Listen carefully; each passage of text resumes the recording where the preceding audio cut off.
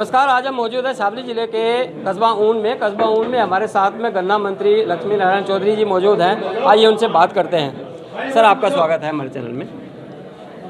देखिए, पश्चिम उत्तर प्रदेश में मुख्य रूप से दो ही पार्टी हैं जी।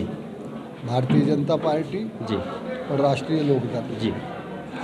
दोनों का एनडीए में समझौता है। जी। मैं यहाँ प्रदीप हमारे कैंडिडेट हैं जी। जो वर्तमान सांसद भी हैं। जी। उनके जो मुझे स्टार प्रचारकों में रखा गया है, जी। उन्हीं की ये प्रचार के लिए मुझे भेजा गया। जी। आज अनेक गांवों में मीटिंग करते हुए जम्मू कश्मीर में हम आए। चेयरमैन साहब के यहाँ मीटिंग हुई। जी। बहुत ही सफल मीटिंग हुई। जी। बहुत जोश है। जी। पिछली बार प्रदीप यहाँ से 92,000 वोटों से जीते थे। जी। जी। अब के निश्चित रूप से प्रदीप 2 लाख वोटों से ऊपर जीतेंगे। जी। कोई संदेह नहीं है। जी। मोदी जी के विकास और योगी जी के सुशासन जी।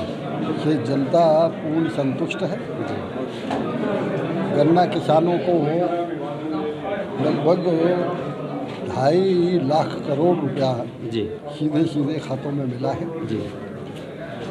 समस्त गन्ने की पिराई हुई है, समय से मिल चल रही है, इसलिए किसान पूरी तरह संतुष्ट है। और भारतीय जनता पार्टी और लोकदल के कार्यकर्ता अपने सम्मान को ध्यान में रखते हुए पूरी तरह से जुटे हुए हैं। इसलिए भारी बहुमत से भारतीय जनता पार्टी का प्रत्याशी विजयी है। जी।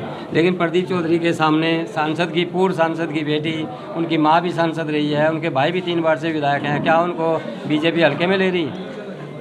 देखिए, हल्के और भारी की बात ही नहीं है। जी।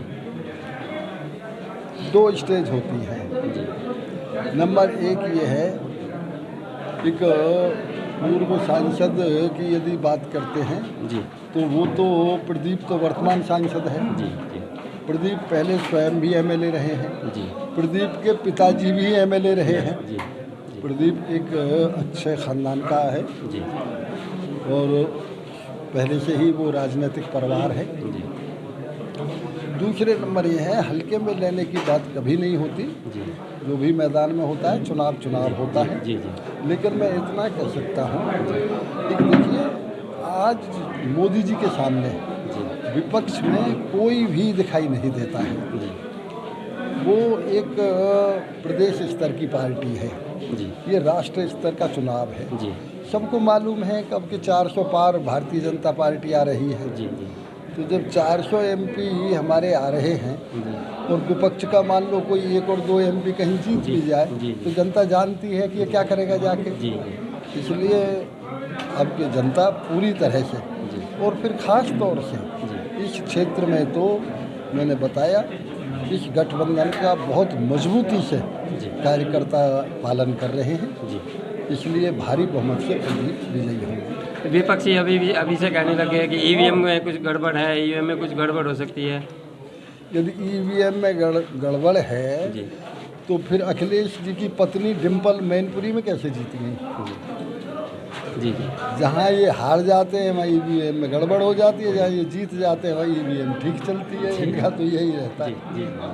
तो ये थे गन्ना मंत्री हमारे साथ में। इनका साफ तौर पर कहना है कि बीजेपी इस बार 400 पार करेगी और जनता का सहयोग इन्हें मिल रहा है, किसानों का भी साथ इनको मिल रहा है। कैमरा पर्सन सचिन के साथ।